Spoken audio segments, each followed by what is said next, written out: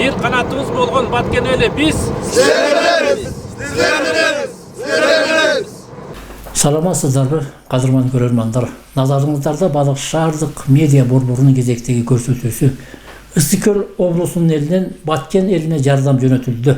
Бүгүн 3 майда эртең менен саат 9-да Ысык Көл облусунун райондорунун жана шаарлардын элинен Баткен облусундагы кыргыз-тажик чек арасында калышуудан улам жабыр тарткан элине үй жайларынан ажырагандарга чырактай уул кыздарынан айрылып күйүткө батып кайгынын кучагында калган баткендиктерге азык-түлүк арыктардан жардам жөнөтүлдү. Облустун район шаарларынан кайрымдуулук азык-түлүктөрү жүктөлгөн 7 автофура Кербенин Балык шаарынын экологиялык постунан Кыргыз Республикасынын өкмөтүнүн Ысык Көл облусу боюнча өкүлү Элчибек Жантаев, район шаарлардан келишкен өкүлдөр Балык шаарынын мэринин милдетин аткаруучу Азамат Арнабек уулу жана жаштар коомдук уюмдарынын өкүлдөрү узатышты. Автокербенди өкмөттүн Ысык Көл облусу боюнча өкүлчүлүгүнүн атайын өкүлү коштоп кетти. Автокербенди узатып жаткан облустун башчысы Жантаев Элчибек Нуржадиевичти кепке тарттык. Тартип менен Баткен жергесине барып келелик деген тартипке баш ийгениңер үчүн терең ыраазычылык билдиребиз. Анан үчүнчүдөн сиздерге ак жол гана каалайбыз. Мынакей ушу калдайган касиеттүү Ысык Көл элинин атынан мынакей ушу Баткен жергесине чоң аманат менен баратасыңар. Чоң тапшырма менен баратасыңар. Кудайым жол берсин силерге. Жолуңар шыдыр, жолдошуңар кыдыр болсун, Анан эми сиздерге ак жол гана каалайбыз, рахмат айтабыз. Анан тиги жерге барганыңарда дагы ушу Ысык Көл элинен мындай бир чоң салам айтып, анан биздин дагы ошол жердеги мындай чоң кырсыктан мындай биз дагы ушул Ысык Көл эли ошол кайгыны тең бөлүшүп атканыбызга мындай салам айта баргыла, дуа айта баргыла, дуа тилек кылып атабыз силер үчүн. Аман эсен ак жол каалайбыз силерге. Канча райондон кетип атат бүгүн? Бүгүн жалпы областтан баардык район шаарлардан кетип атат. Мына кече күнү Түп районунун жарандык активисттери чогулган оокатты кече күнү мына ушул жерине жеткизип берди. Бүгүн ушул жетөөгүз, Тоң, Каракол, Балыкчы, Ысык Көл районунан кетип аткан гуманитардык жардамдар. Жардам берүүнүн алдыда кандай максаттар бар дагы?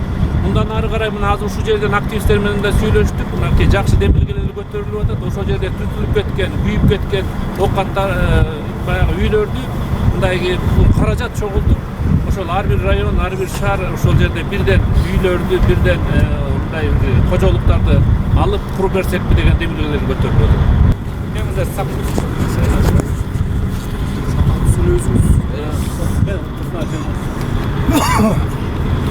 Эмне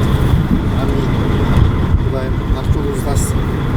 Кырсыгы жок, аман эсен барып, ошол жердеги туугандарыбызды жакындан, жанынан көңүлүн сурап келишке Кудайым насип этсин. Ак жол бөлгө кырсыктан тышкары бололу, Кыргызстаныбыз өнүп өсө берсин. Оор сырткыдан сырткары бололу. Ушул болуп аткан акция элден элге аттуу акция.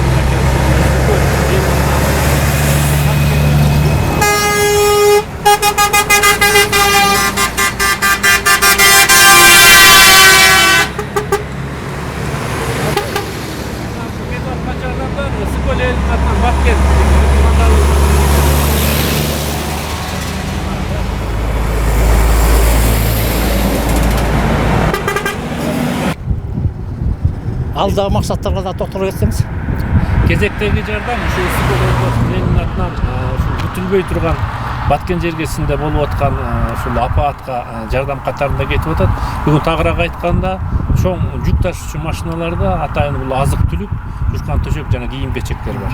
Мынакей бул 2 күндүк акция гана болду. Ошол учурда мынакей ушу биздин кичинекей бөбөктөрүбүздөн баштап ушу пенсия курагындагы мынакей ата энелерибиз дагы ушундан четте калбастан мынакей берип атканын көрүп абдан бир ушул кыргыздын мындай бир ушундай бир оор убакта ынтымакка бирге алганын биз кечээ көрө алдык.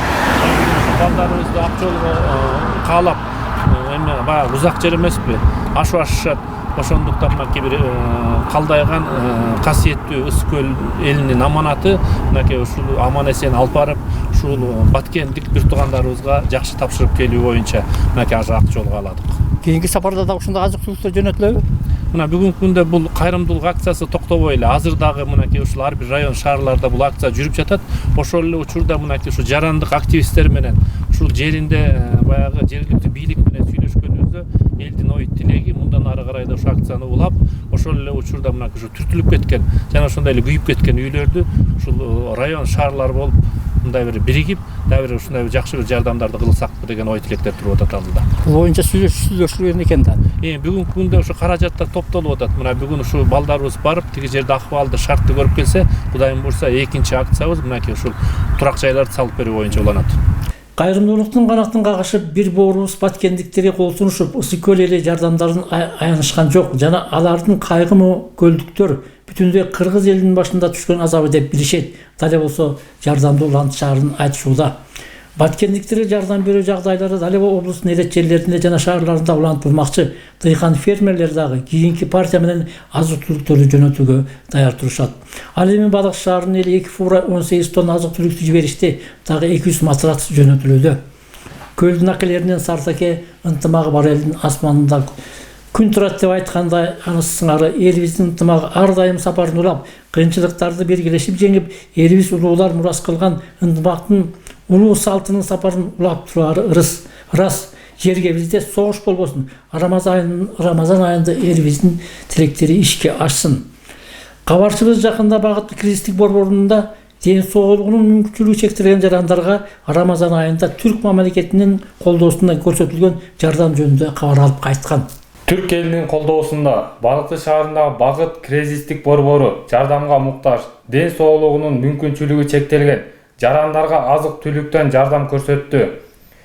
Жетекчи Абы Муслимов Тынарбек Рамазан айында боорукерликтин жана кайрымдуулуктун жардамы аларга бир топ материалдык жана моралдык колдоо экенине токтолду. Ал эми Балыкты шаарынын мэринин милдетин аткаруучу Азамат Арнабек уулу жардамга муктаждарга бекем ден соолук, бакубатчылык, Рамазан айында ойлогон тилектерин ишке ашуусуна жылуу пикирин билдирди.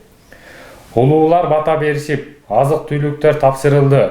Элибиз ден соолукта болсун, балдарыбыз оорубасын, калкыбыздын кайрымдуулуктун канатын талыбасын.